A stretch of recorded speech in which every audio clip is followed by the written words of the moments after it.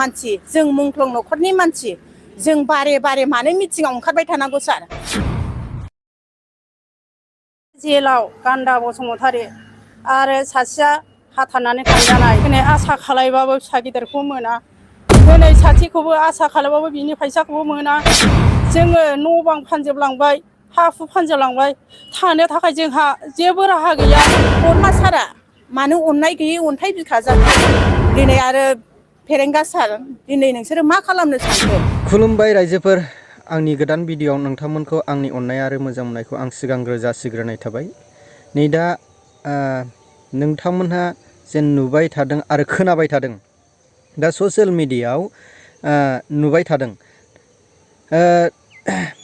दा माखासे सिगां जोंनि जे बड'लेण्डनि थाखाय बर'फोरनि थाखाय जे नांबोनाय मुंख्लं न'खरफोरनि आरो दावहारुफोरनि NDFB फोरनि रिहाबिलिटेसन आरो मुंख्लंफोरनो फैसा जेनेबा होआखै।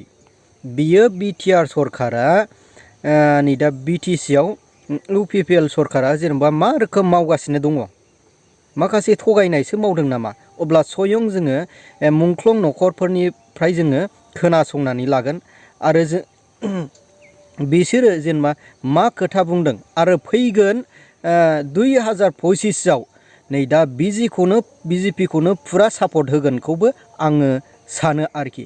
अब्ला UPPL सरकारा 2025आव जेनो सरकारनिफ्राय बोखारजानो थांगासिनो दं नामा?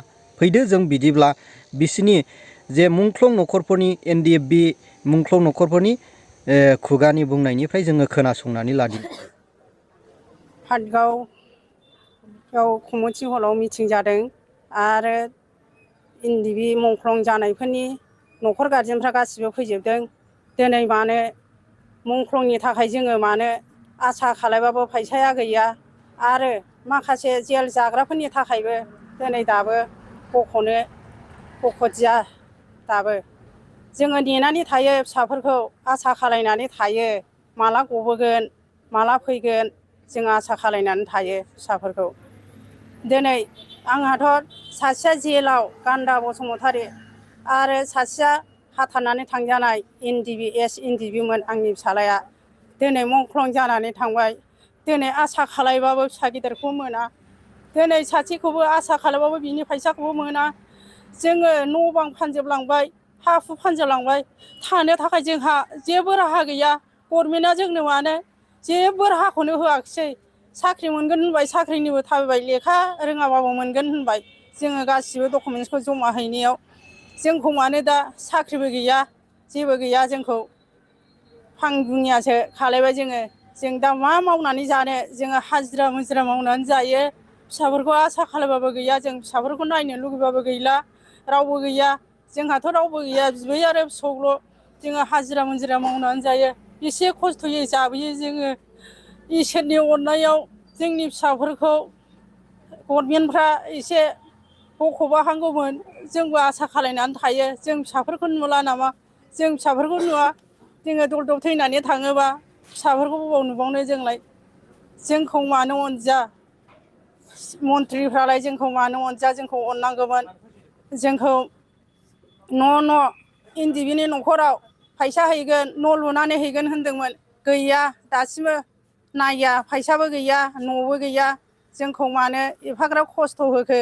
जोंबो बिसोरजोंनो नांथाबनानै दङमोन, नांथाबनानै दंनायावनो जोंखौ मानो बिदि खालायखो? आं बारा बुंला, एसेनोसै। आं रनिता हाज'वारि, आङो नैबे जोंनि पाटगाव कमिउनिटि हलावहाय दिनै जोङो NDFB मुंख्लंफोरनि थाखाय दिनै जोङो मिटिं खुंदों। जोङो मानि थाखाय दिनै NDFBनि मानसिफोरा दिनै जोङो मुंख्लं न'खर बानाय, दिनै जोङो मानो बार बार मिटिं खुंबाय थानो गोनां जाखो सार? प्रमद बर' सारा जोंखौ मा खालामनो सानखो? जोङो बेसेबां दिनै न' बां गारनानै, न'खर संसार खामानि दामानि गारनानै दिनै जों हिनजाव मानसि, जों मुंख्लं न'खरनि मानसि जों बारे बारे मानो मिथिङाव ओंखारबाय थानांगौ सार? दिनै जोंहा बेसेबां खस्थ', आंथ' हेन्डिकेपसो सार।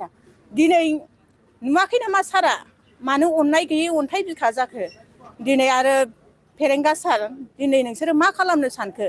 दिनै जोंनि थाखाय माथो एसेबो गोजौ लेभेलाव माबा रायलायहैयाखै जेबो सेस्ताखौनो खालामाखै जोंथ' दा नुनायाव खोनानायाव गासैबो जेबो गोनांथि खोथाखौनो जों खोनानो मोनाखै दा बिनिखायनो जोङो अननानै जोंखौ सारमोनहा जेनेबा बिटिआर सरखारनि सारमोनहा जोंखौ अननानै थाबैनो जोंनो मुंख्लं न'खरफोरनो जोंनि मोननांगौ सुबिदाफोरखौ थाबैनो होयो अननानै दिनैथ' नोंसोरो नै दा नभेम्बर डिसेम्बराव होनो बैबाराव डिक्लेयार होदोंमोन दा नै नभेम्बर फैलायबाय आरो डिसेम्बर फैलायगौ दिनै दासिमबो गदानो गैया खोथायानो दिनै मा खालामनो सानखो अननांगोन सार मानो एथ' अयनाय खालामनो सानखो आरो बेसे खस्थ' खालामनानै जाबावनांगौ जोंलाय जों नेयैनो आसा खालामैनो दिनैसिम बे थाखाखौ दिनै बै मासाव मोनगोन होननानै जों खोनायो माब्लाबानि समाव जों एसे गोजोननाय मोनो नेक्स्ट आरो फैयो मासा थाङो आसा खालामो ओरैनो फैयो ओरैनो थाङो मासा मोननोनो थाङा दा बिनिखायनो जोङो अननानै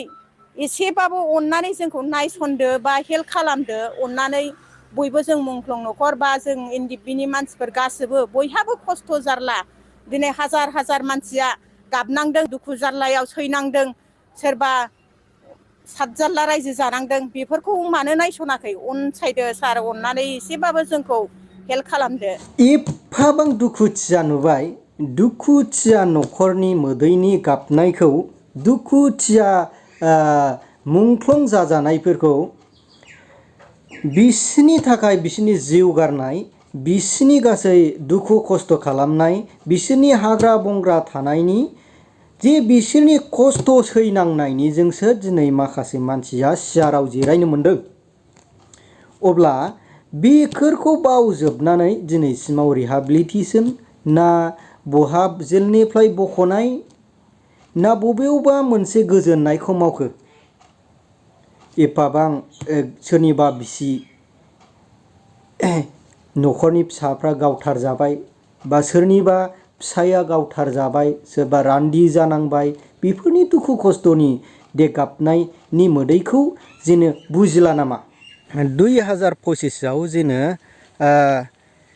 इउपिपिएल सरकारा जेनो बायनो थांगासिनो दङ अब्ला सरकाराव सोर फैगोन अब्ला सोर लाबोगोन दा जोंना हेमेन्त मानाव गेदेर हेमेन्त आसामनि चिफ मिनिस्टार हेमेन्त बिसि शर्मा सारा बर'फोरनि सायाव माखासे एक्स एनडिएफबिनि सायाव अननाय होगासिनो आरो बिसोरखौ आखाइ मुक्तियाव लाबोनानै कमबेन्ट खालायनानै बिजेपिखौ बिटिसिआव लाबोनाया मोनसे रोखा आङो बेखौ सानो। दा नोंथांमोनहा नोंथांमोननि जेन गोसोनि साननायनिफ्राय फोरमायहरनो हागोन नोंथांमोननि गोसोनि साननायनि जेन मोननै रिजनेल बिटिसिआव मोननै रिजनेल पार्टिया बिजेपिया जुदि बिटिसिआव हाबोबा मा जानो थांगोन बा माखासे जेबो खहा जानाय नङा नामा नोंथांमोननि गोसोनिफ्राय नोंथांमोननि गोसोनि साननायजों फोरमायहरबानो जाबाय। नै दा ओरैबायदि मोनसे नै दा एक्स एनडिएफबिया फुरा बिजेपिजों सापर्ट खालामबासो आंनि आन्डारस्टेन्डिंआव बेबो मोनसे बिजेपिजों फुरा सापर्ट खालामनांगौ सापर्ट खालामनानै जोंना मान गोनां रन्जन दैमारि सारखौ बख'नांगौ बेनो मोनसे जुदि बिजेपिआव सापर्ट खालामाबा बेबो माखासे नै दा जोंनि स्टेटआव सरकारा बिजेपिआनो पावाराव दंखायो नालाय बेखायनो पावाराव थानाय जे सरकारजों बे मोनसे चान्स लानानै 2025आव जे सफैयोब्ला बिसोरजों बिजेपिजों थानानै मानाव गेदेर रन्जन दैमारि सारखौ बख'नाया बेनो मोनसे प्लानिं। नै दा नोंथांमोनहा नुगासिनो एबा खोनागासिनोबो अब्ला मा रोखोम दानो ससियेल मिडियायाव गोसारगासिनो दङ आरो एक्स एनडिएफबि बिदा गिदिर एक्स एनडिएफबि बिथांमोनहा बिजेपिजों